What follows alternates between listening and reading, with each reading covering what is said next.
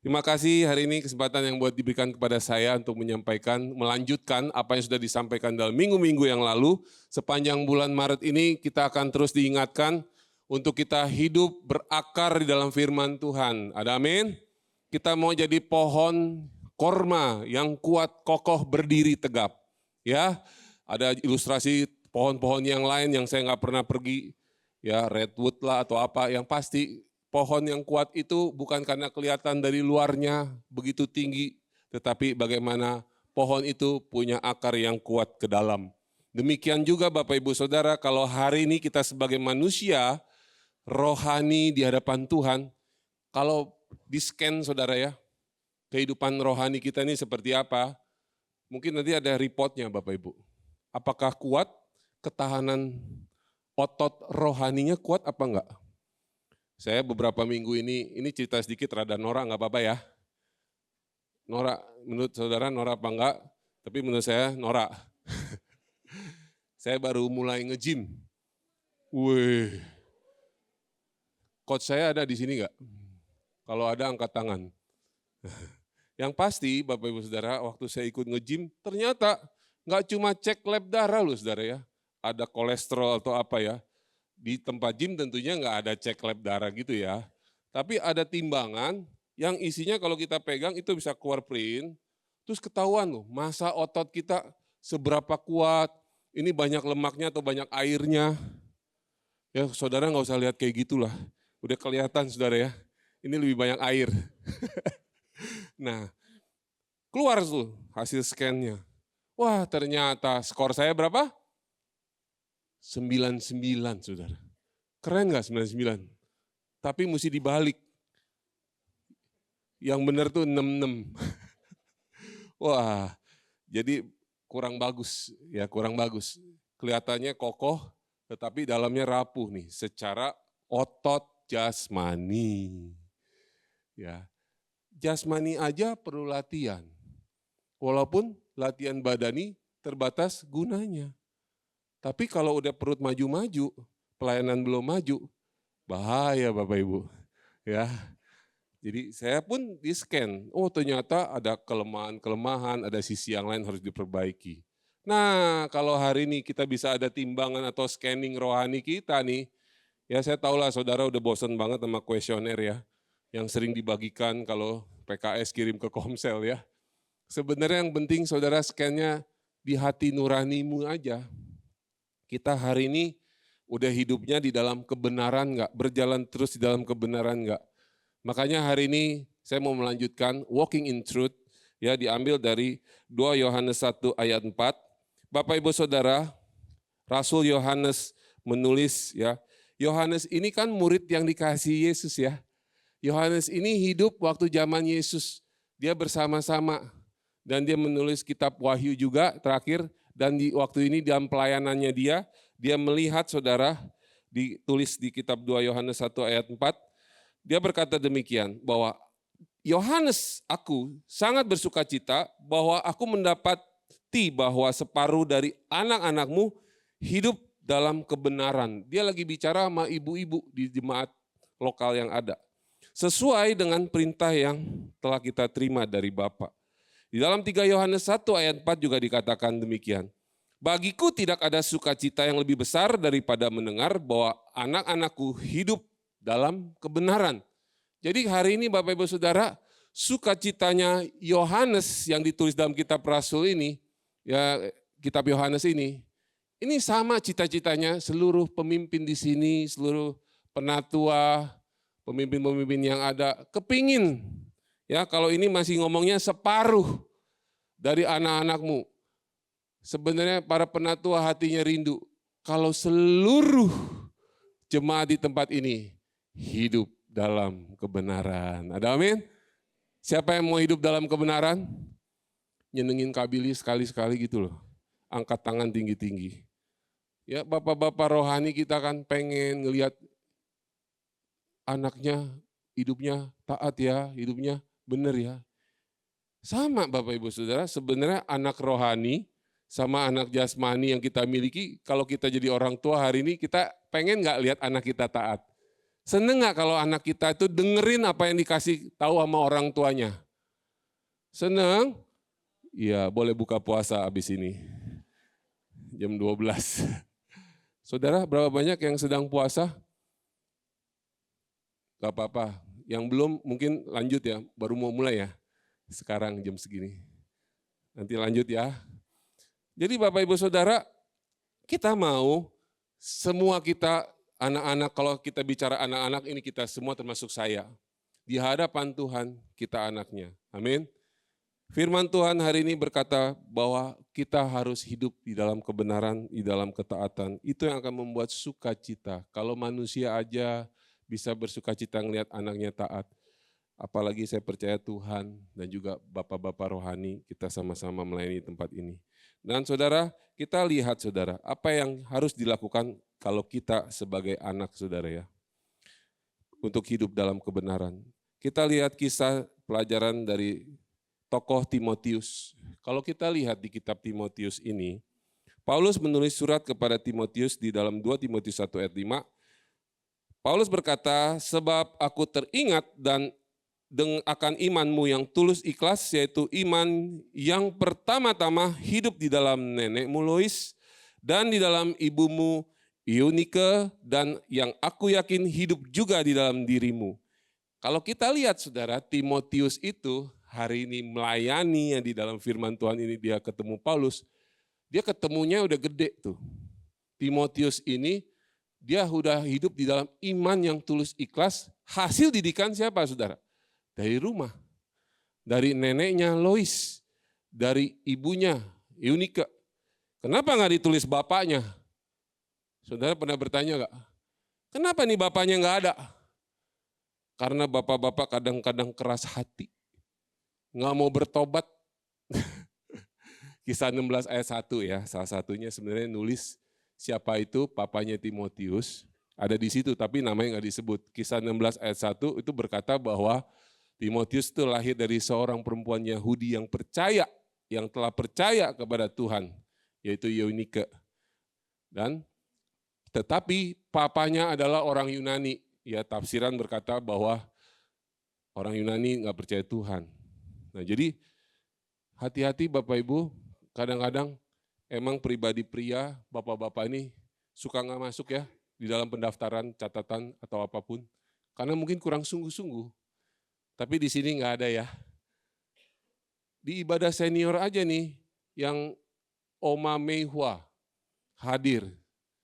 Itu yang hadir banyak kan dari 150 jemaat, 140 adalah ibu-ibu.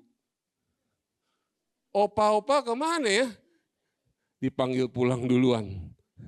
Bukan. Opa-opa masih di rumah. Ya, mungkin belum berespon. Saudara, firman Tuhan ngingetin, ayo para pria, kita punya tanggung jawab yang sama di rumah. Ya, kita mau nggak nama kita tercatat di kitab kehidupan? Ya, bukan hanya ini Alkitab nggak nulis namanya papanya nih. Ini menurut saya hal yang penting nih. Waktu ditulis papanya mungkin belum sungguh-sungguh. Tapi ada disebut neneknya Lois. Hari ini berapa banyak nenek-nenek di sini? Yang bukan nenek-nenek jangan angkat tangan. Ya, coba lihat sebelahnya. Kalau nenek tepok. Nek, angkat tangan nek. Ingat, oma-oma ini perlu kalau ngelihat cucu, ingat kita harus punya tanggung jawab mendidik cucu-cucu kita dalam jalan Tuhan. Betul nggak? Makanya penting banget nih. Setuju nggak? Nenek-nenek, bagaimana kakek-kakek? Opa-opa, sama tanggung jawabnya. Saya lihat yang baju hijau nih, teman ngopi, Pak Suwanto Suyatno. Wih, saya hafal namanya ya. Malu-malu Om. Ini opa yang luar biasa, opa yang sedang berjalan terus mencintai Tuhan. Cucu diantar pulang, dijemput. Saya percaya cucu-cucu juga mesti melihat teladan Opa Suwanto. Siapa sih Opa Suwanto itu? Papanya Randy. Pokoknya siap-siap aja yang lagi duduk saya tunjuk ya. Jadi kita kalau jadi kakek, jadi nenek, tanggung jawablah sama cucu kita. Kalau jadi orang tua, jadi papa, jadi mama, tanggung jawablah sama anak-anak kita. Membawa mereka mengenal Tuhan. Sampai Timotius dikatakan memiliki iman yang tulus dan ikhlas. Iman yang benar di hadapan Tuhan. Iman yang tidak pura-pura, bukan cuma ikut-ikutan. Hati-hati lu Bapak Ibu Saudara. Banyak orang Kristen hari ini imannya ikut-ikutan. Karena orang tuanya Kristen ya dia ke gereja. Padahal belum pernah ngalamin iman yang menyelamatkan. Iman yang menyelamatkan seperti apa sih saudara? Iman yang sungguh-sungguh hidup benar di hadapan Tuhan, percaya bahwa Yesus sudah mati di kayu salib, memberikan anugerah yang kekal buat setiap kita. Enggak perlu perbuatan baik kah? Perbuatan baikmu itu karena engkau mengucap syukur, engkau sudah diselamatkan. Diajarin Bapak Ibu Saudara di rumah. Makanya tanggung jawab kita sebagai orang tua, kalau kita punya anak, kita yang punya tanggung jawab untuk bawa anak-anak kita mengenal Tuhan. Ada amin? Kebenaran dimulai dari keluarga kita, saudara. Kalau hari ini mungkin kita belum punya anak, kita minimal kita punya anak rohani. Kita tanggung jawab, saudara, sebagai orang tua rohani, sebagai pembina, pemurid, PKS, semua. Saya percaya semua kita rindu sama-sama memiliki kehidupan anak-anak rohani kita, hidupnya di dalam kebenaran. Amin? Mau diberkati Tuhan? Mari kita terus berjalan dalam kebenaran. Nah, bagaimana kita hidup di dalam kebenaran tersebut? Amsal 4 ayat 20-21. Ya. Lagu tadi, saudara, terinspirasi dari ayat firman Tuhan ini. Ku perhatikan perkataanku, ku arahkan telingaku pada ucapanmu. Nah ini, Amsal 4 ayat 20-21. Hai anakku, perhatikanlah perkataanku, arahkanlah telingamu kepada ucapanku, janganlah semuanya itu menjauh dari matamu, simpanlah itu dalam lubuk hatimu. Saudara, setiap kita, kalau kita juga memiliki anak, semua kita harus membawa hidup kita di dalam kebenaran firman Tuhan. Ngalamin firman. Ngalamin firman, saudara. Bukan cuma tahu firman. Kalau tahu mah, Bapak Ibu Saudara tinggal daftar aja STT Let's. Saudara akan menambah pengetahuanmu.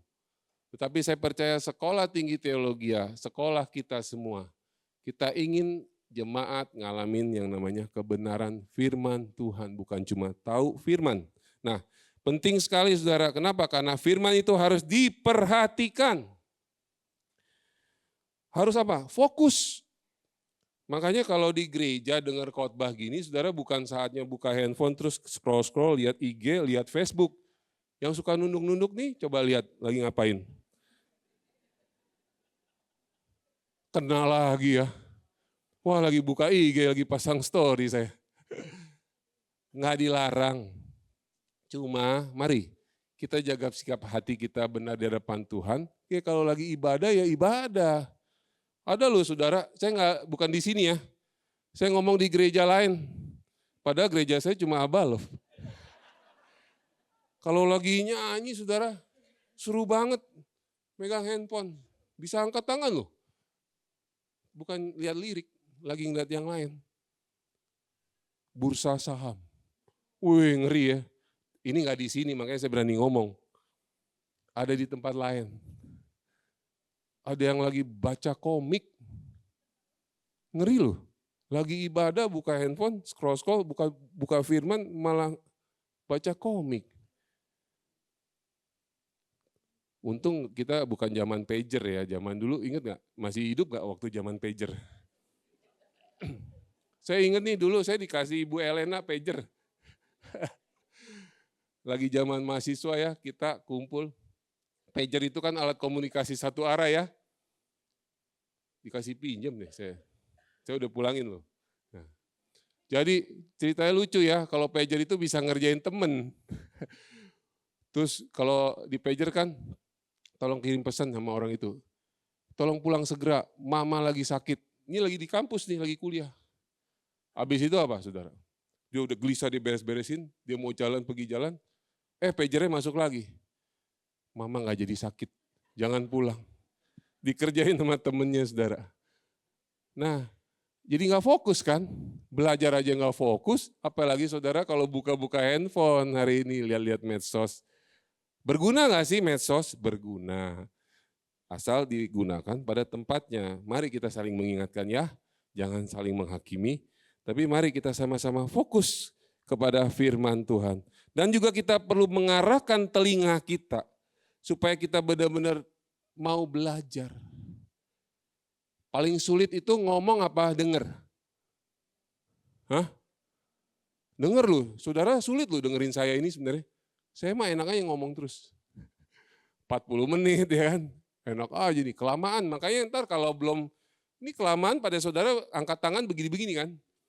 Supaya ini kayak udah waktunya selesai nih. Nah, emang sulit mendengar, tapi perlu kita kalau sama firman, mari kita mengarahkan telinga kita. Sama-sama katakan, arahkan telinga kita, supaya kita mau belajar. Yang berikutnya apa? Setelah dengar firman, simpen di hati. Perlu nggak nyimpen di hati? Makanya tadi WL ya, kenal nggak sama WL tadi? Tadi bilang, ayo Bapak Ibu, kira-kira firman Tuhan apa yang Tuhan ingatkan? Tadi ada nggak ya terucap waktu tadi disuruh merenung? Ada? Saya lihat udah ada yang mengangguk-angguk, ada yang juga bingung-bingung. Karena bingung mau ngomong apa, karena nggak pernah simpen di hati. Makanya aplikasi saat teduh, ambil waktu pribadi sama Tuhan, baca Alkitab itu penting Bapak Ibu. Amin. Kita semua punya program Discipleship ID ya di aplikasi itu memberikan informasi ayat apa yang hari ini kita renungkan. Mari kita gunakan dengan bijaksana, kita pakai saudara. Firman itu nggak cukup kita dengar di gedung seperti ini pertemuan-pertemuan saudara, tapi kita harus benar-benar tanam terus-menerus dalam kehidupan kita sehari-hari, dalam aplikasi hari-hari dalam kehidupan kita saudara. Dan apa saudara? Yang kedua, kalau firman Tuhan itu kita pegang, firman itu terus menjadi penuntun kehidupan kita. Saudara, kalau namanya dituntun kan kita semua lagi berjalan ya. Ini kan jalan terus nih waktu nih. Keadaan dunia secara geopolitik lah, secara ekonomi lah. Saudara terus mungkin ikutin. Berapa banyak saudara yang mungkin hari ini ngalamin panik. Mulai stok beras, di Diamond kosong saudara. Saya suka ke Diamond. Kemarin ada borong 40 kali 5 bungkus ya Pak Budiman ya. Ini Pak Budiman ada di sini ngangguk-ngangguk. Pak Budiman ini kepala gedung ini saudara. Jadi kalau saudara saat ini sedang kedinginan, saudara merasa kedinginan enggak? Enggak ya, tadi pagi lebih dingin. Ya sekarang udah dikecilin, saudara harus bersyukur sama yang tadi pagi. Ini AC kita pasang, ada 17 unit. Ini AC nyala, benar ya Pak ya? Ini AC murni dari kita pasang, udah nggak bergantung lagi sama AC yang di atas itu. Ya, yang chiller itu. Saudara tahu nggak chiller? Kalau nggak pernah tahu, naik ke atas deh. Itu yang bikin gedung ini jadi dingin dulu. Tapi sekarang kita sudah meninggalkan yang lama. Kita punya yang baru. Berkat siapa? Ya berkat Bapak Ibu Saudara. Mari kita tepuk tangan ya. Karena Bapak Ibu Saudara mau memberkati gedung ini, gereja Tuhan, ya fasilitas pun bisa diubah ya. Ini ada 17 PK. Saya tadi mau ngomong apa? Nah, dari stok beras sampai ke AC. Karena kemarin itu diborong 40 kali 5 kilo, 200 kilogram. Gereja Tuhan bagi-bagi berkat. Buat staf yang ada di manajemen, bukan staf di sini ya. Ya staf, kalau yang kebersihan kita kasih. Tapi saya nggak dapat. Saya nggak dapat, Berry nggak dapat, teman-teman yang lain nggak dapat. Ini kita kasih ke manajemen. Cleaning service, biar mereka tahu. Itu tuh orang-orang yang di lantai 2 itu tuh. Yang kalau keluar itu bukan bikin rusuh ya. Yang suka jaga kebersihan. Kalau ke toilet paling bersih. kalau perlu bantuin bersihin. Ngelap-ngelap gitu ya. Terus buang sampah juga nggak sembarangan. Jangan mentang-mentang, ada tukang sapu, biarin aja deh biar ada kerjaan. Ya nggak gitu juga lah, ya nggak? Nah, mari kita jangan jadi orang yang panikan nih. Saya balik lagi nih, ya tadi habis ngomong itu, saya cuma mau kasih tahu gini, kita suka kadang-kadang takut dengan keadaan dunia hari ini. Kenapa? Padahal firman Tuhan sudah mengatakan kok kerajaannya ya akan tinggal tetap. Kerajaan dunia ini pasti digoncang. Supaya tinggal tetap, apa yang tidak tergoncangkan, yaitu apa? Kerajaan Allah. Kalau kita hidup dalam kerajaan Allah, kita jadi kuat. Kita nggak akan jadi takut. Tapi kalau hidup kita tiap hari lihat scroll handphone, lihat informasi, saya bilang saudara jangan juga tutup mata, telinga semua ya. Nggak perlu lihat informasi ya. Perlu lihat, tapi lihatlah dengan bijaksana. Ya, percayalah bahwa Tuhan menuntun hidup kita. Ada amin. Firman Tuhan itu sebagai pelita bagi kaki kita. Dia menuntun setiap langkah hidup kita. Saudara tahu pelita? Pernah punya lampu minyak zaman kita mungkin sekarang udah nggak pakai pelita, kita pakai lampu LED. Ya, sekali nyalain langsung seret gitu ya. Kalau pelita kan lampu minyak itu lampu tempel, cuma bisa ngelihat mungkin 1, 2, 3 meter ke depan. Jadi kita nggak tahu mungkin secara keseluruhan di depan. Tapi ada firman kan seperti itu ya. Kita melangkah aja percaya. Makanya banyak orang nggak percaya itu karena nggak mau melangkah, karena nggak punya firman.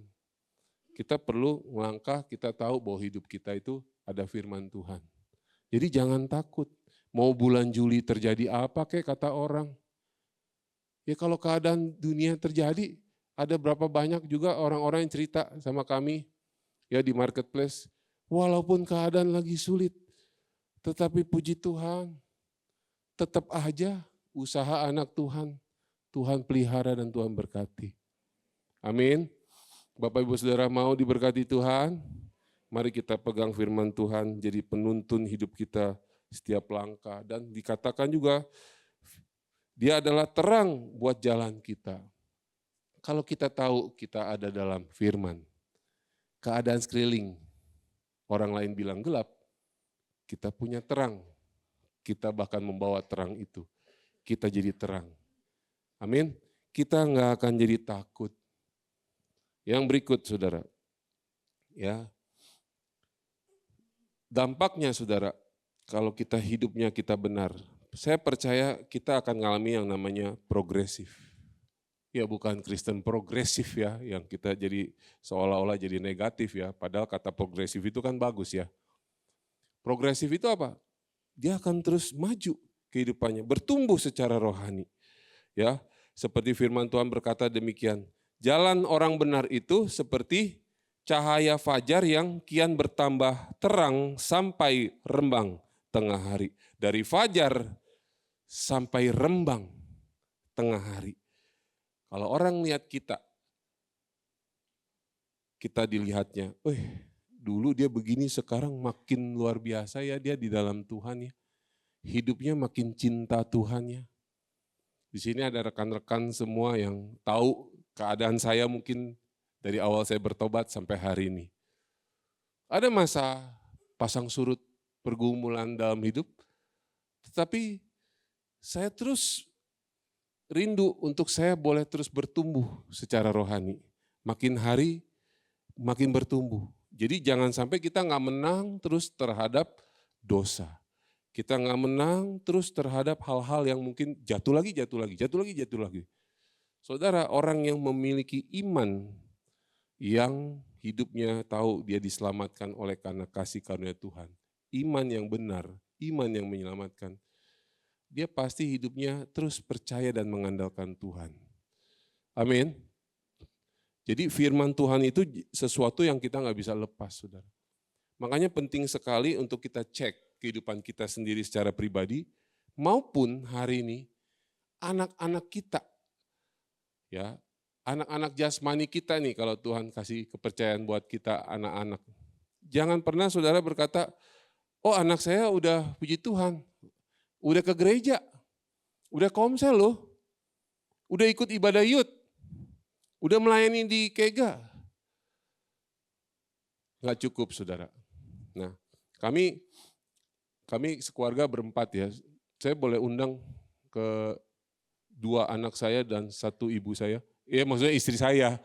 Kalau ibu saya udah nggak ada, saudara. Yang ada ibu mertua. Istri saya dan 2 anak saya ya. Ini ada malu-malu emang anak saya, karena keturunan saya malu-malu. 2 loh, saya bilang 2, bukan supaya nggak ketukar ya. Ini saya mau cerita. Ya, 2 anak ini besar di lingkungan, saya tanda kutip ya, bahasa hamba Tuhan kan kalau orang luar bilang. Saya kerja di gereja, istri saya kerja di gereja, kami melayani. Nah, otomatis keluar punya anak besar, taunya apa? Anaknya pendeta. Bahkan kalau di sekolah dikenal, oh ini anaknya hamba Tuhan nih, kayak gitu-gitu kan. Memang kami dari dia lahir di dalam kandungan ibunya, ya bukan ibu saya ya, ibunya. Saya bacain firman, saya bacain ayat terus ya. Dari Mazmur 1 ayat 1 sampai 3, berbahagialah orang berjalan tidak menurut nasihat orang fasik yang tidak duduk dalam kumpulan pencemooh, tapi yang kesukanya ialah Taurat Tuhan yang menunjukkan itu siang dan malam. Hafal nggak Bapak Ibu? Anak saya bacain ini. Kemarin saya tes nih, masih hafal nggak? Hafal lu? Ya masih. Nggak usah dites sekarang. Jadi waktu kecil udah ditanemin firman. Apalagi Roma 12 ayat 17. Firman Tuhan berkata, barang siapa yang melakukan kejahatan, janganlah membalas kejahatan dengan kejahatan. Tetapi lakukanlah apa yang baik bagi semua orang. Nggak hafal. Nah, anak saya kan ditanemin gitu ya, di rumah, di sekolah. Nah, sekolahnya Tunas Bangsa. Sekolahnya Tunas Bangsa, Abalov Ministis yang melahirkan Tunas Bangsa. Jadi waktu anak saya ini kelas SD ya, SMP ya, kan anak saya ini wajahnya kan tulus ikhlas. Rada dibully saudara sama temennya yang rada maaf ya, wajahnya mungkin rada sangar sedikit, suka iseng lah intinya. Dibully ya, bulinya sekolah Kristen nggak sadis lah, cuma kadang-kadang ntar alat bolpennya, apanya diisengin lah. Singkat cerita, waktu dibully, dia mau balas nggak? Mau, cuma nggak bisa tuh, karena ada firman yang kesimpan dalam hati. Apa? Jangan membalas kejahatan dengan kejahatan, tapi lakukanlah apa yang baik bagi semua orang. Yang ada saudara, apa saudara? Dia terjaga loh saudara, dia nggak bales dengan kekerasan. Sampai akhirnya malah anaknya itu yang ngebully dia didisiplin lah. Dipindahin secara ruangan supaya nggak isengin dia. Jadi pembelaan datang dari Tuhan. Kita belajar punya respon yang benar kalau ada firman. Nah ini satu, boleh duduk sih sebenarnya. Oh bareng. Yang kedua, anak saya waktu, ini belum lama nih, 1 bulan ini kami bahagialah. Ya bukan yang lain gak bahagia ya. Kami bahagia karena menemukan seperti Yohanes berkata, anak-anakku bisa hidup dalam kebenaran. Waktu ini Casey, itu Clarence. Casey ini kan jalan 18 tahun, 17 tahun kemarin. Nah jadi dia mulai sempat nanya sama mamanya. Waktu itu kita nih suka kumpul di kamar ya, kalau lagi mau tidur bareng-bareng. Cuma karena saya suka bangun kepagian, jadi saya tidur duluan. Nah mereka ngobrol sama mamanya. Nah waktu itu apa yang Casey tanya sama mama? Apa ya? Oke, kurang briefing ya sebentar, sorry. Ya jadi balik lagi, waktu itu aku sempat ngerasa kayak, maksudnya seperti yang udah diceritain papa tadi, kayak ya Saya papa ya, bukan Dedi aku ya. Kalau Dedi lahir kan satpam kita di rumah. Iya. Aku lahir di keluarga Kristen, ini seperti hari ini lah ya contohnya papaku khotbah, mamaku nyanyi gitu kan. Terus kayak maksudku tapi aku ngerasa tuh aku nggak pernah punya turning point-nya sebagai orang Kristen gitu. Kalau papaku mungkin yang udah hafal khotbahnya dia sering cerita dia lahir baru Tanggal berapa? tanggal 13 Oktober Tahun? 90 berapa ya? 5 ya. 95 jam 4 sore di puncak. Iya, jadi maksudnya kalau papaku punya pengalaman itu sendiri gitu. Dan kalau mama sih sebenarnya mungkin relate ya karena mama udah percaya Tuhan dari kecil gitu. Nah, terus aku tanya waktu itu ada 1 minggu aku kayak apa ya? Mikirin hal ini gitu kayak aku kok nggak pernah punya momen itu ya gitu. Terus kayak kadang tuh juga rasanya jadi orang Kristen kadang ada keringnya juga gitu, nggak bisa dapetin apa-apa dari firman gitu. Terus aku nanya mama kayak sebenarnya aku tuh udah lahir baru belum sih gitu. Waktu itu aku udah pernah dibaptis pas kapan ya? Kayak ada 4 tahun lalu. 4 tahun lalu aku dibaptis. Tapi ya maksudnya kan kalau orang kadang kayak habis dibaptis tuh ngerasa wah berubah, wah ada berapi-api gitu. Kalau aku malah enggak, malah biasa aja, malah kadang juga masih on off gitu. Jadi ya itu aku tanya, kalau lahir baru tuh gimana sih? Aku tuh udah lahir baru belum sih gitu. Terus waktu itu sebenarnya katanya ada ilustrasinya ya, cuma aku lupa waktu itu dijelasin apa sama mama. Cuma pokoknya yang aku ingat mama tuh bilang kalau lahir baru itu ya nggak mesti seperti itu, tapi apa ya, setiap orang Kristen itu punya jalannya beda-beda lah gitu. Dan aku salah satu yang udah hidup enak dari kecil gitu. Nah,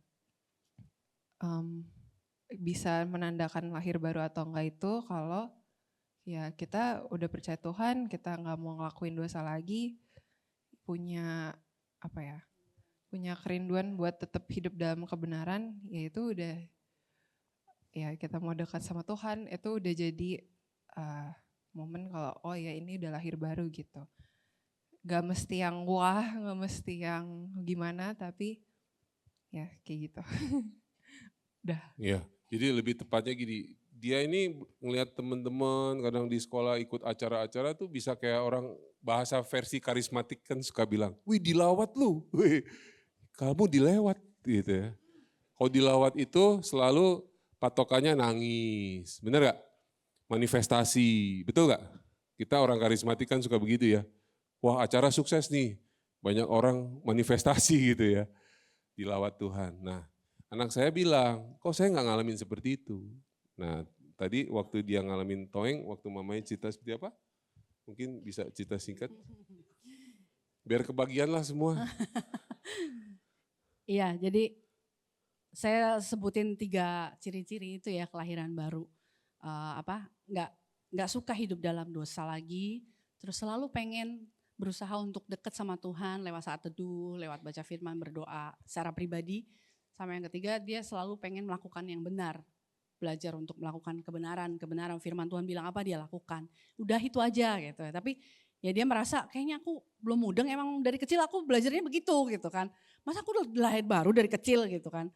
Lalu Tuhan ingatin satu ilustrasi. Ilustrasi ini saya belum pernah dengar, cuman tiba-tiba nongol aja gitu ya. Jadi saya bilang kalau ada seorang anak nih kayak kamu nih dari kecil, ya emang rumah kita gak gede tapi cukup lah ya. Dikasih baju bagus, dikasih makan yang cukup, pokoknya dipelihara kehidupannya, setiap hari diantar ke sekolah, pokoknya semua yang dia butuhkan cukup. Bisa gak kamu bersyukur? Dia bilang ya bisa bersyukur karena semuanya baik. Nah lalu satu sisi yang lain lagi, kalau misalkan nih ada seorang anak yang dia lahirnya juga udah di jalanan, dia gak pernah ngerasain kasih orang tuanya, papa mamanya juga gak tahu dia kemana. Lalu dia juga makan kadang enggak, ngais-ngais di sampah, baju juga gak ada yang buat ganti, satu itu sampai bolong-bolong, sepatu apalagi gitu ya. Lalu satu hari keluarga yang berkecukupan ini berbelas kasihan dan mengangkat dia jadi anaknya, masuk ke rumah yang tadi baik itu, dikasih pakaian yang baik, disekolahkan, diberi semua yang baik yang dia butuhkan. Menurut kamu mana yang lebih bersyukur, anak yang pertama atau yang kedua? Nah dia bilang waktu itu, atau ini lupa ya. Dia bilang ya pasti yang kedua karena ngalamin perubahannya drastis dari yang tadinya begini sekarang begitu gitu ya. Nah lalu saya bilang, menurut kamu anak yang pertama tadi perlu nggak jadi seperti anak yang kedua, diadopsi terus baru dia bisa bersyukur. Nah dia bilang ya sebenarnya nggak perlu ya kalau bisa melihat kehidupan yang baik dari kecil itu sebagai anugerah gitu. Ya, jadi saya bilang ya itulah kehidupanmu.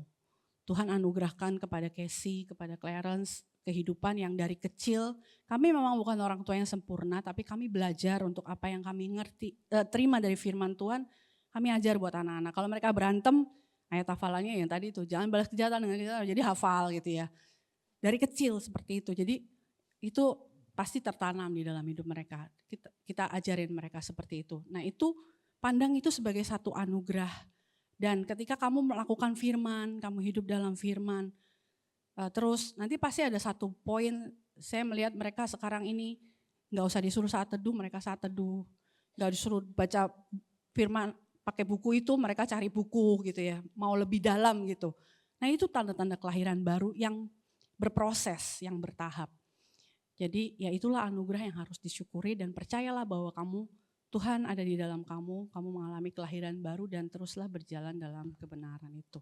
Amin. Amin. Thank you. Jadi Bapak Ibu, perlu loh Bapak Ibu kalau kita punya anak yang hari ini mungkin udah ada di ibadah, ya udah di komsel.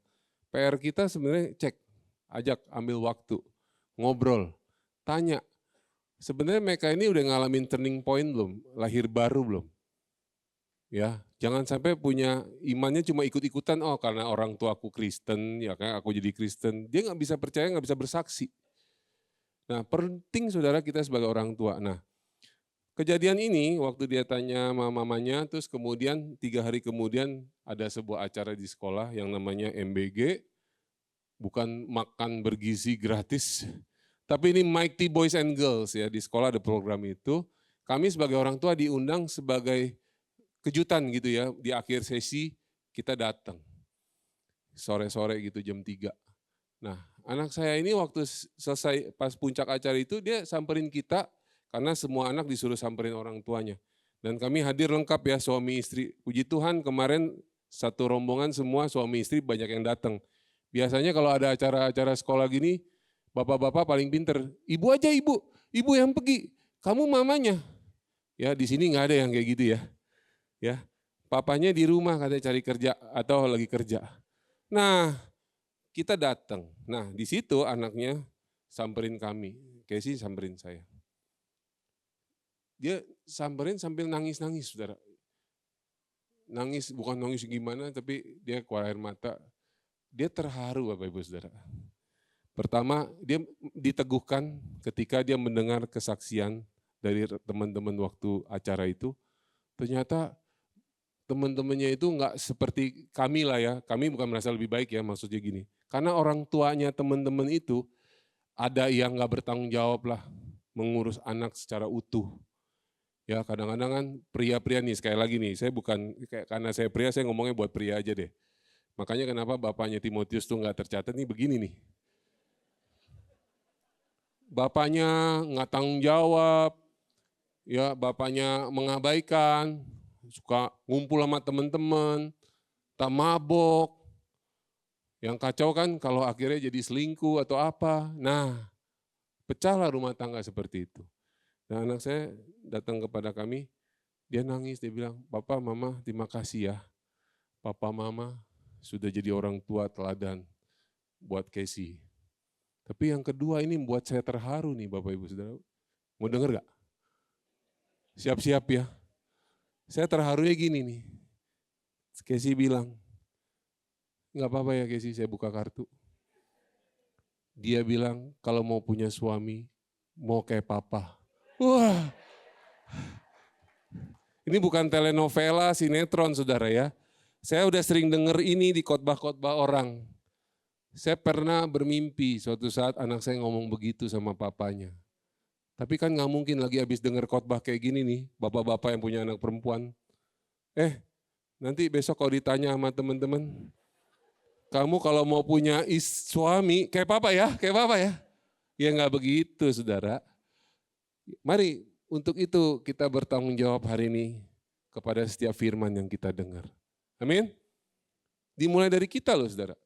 Anak itu ya kita juga sebagai anak di hadapan Tuhan kan. Mari kita setiap kali terima kebenaran, kita serius untuk melakukannya. Karena firman Tuhan itu kita perlu bangun setiap hari supaya kita dituntun olehnya dan hidup kita diubahkan oleh Tuhan. Mari kita mau sama-sama belajar lagu yang tadi ya saudara. Lagu ini diinspirasi dari firman Tuhan ini.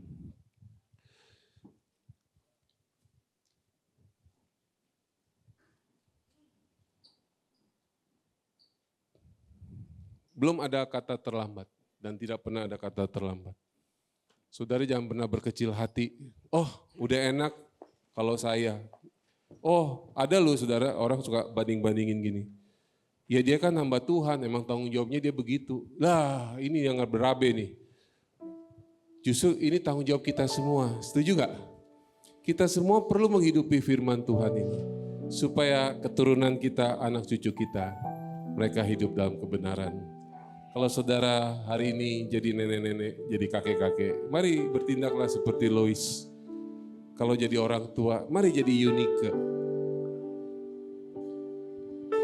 Ku perhatikan perkataanmu, ku arahkan telingaku pada ucapanmu, takkan menjauh dari mataku, kan ku simpan semuanya di lubuk hatiku. Firman-Mu pelita bagi kakiku, Firman-Mu terang bagi jalanku. Jalanku bagaikan cahaya fajar yang kian bertambah terang hingga rembang tengah hari.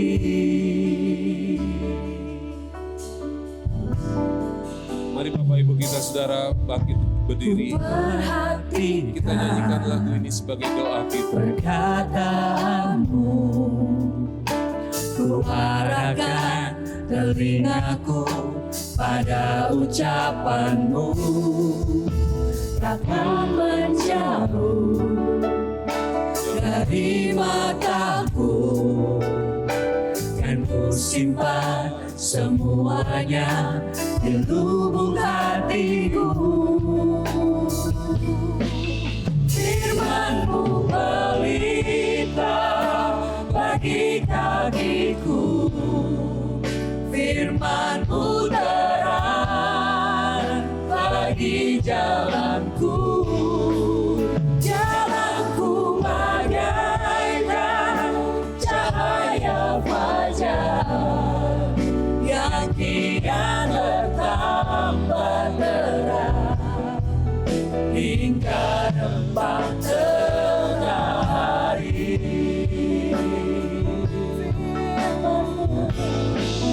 Firman-Mu pelita bagi kakiku, Firman-Mu terang bagi jalanku. Jalanku bagaikan cahaya fajar yang kian bertambah terang hingga rembang tengah hari.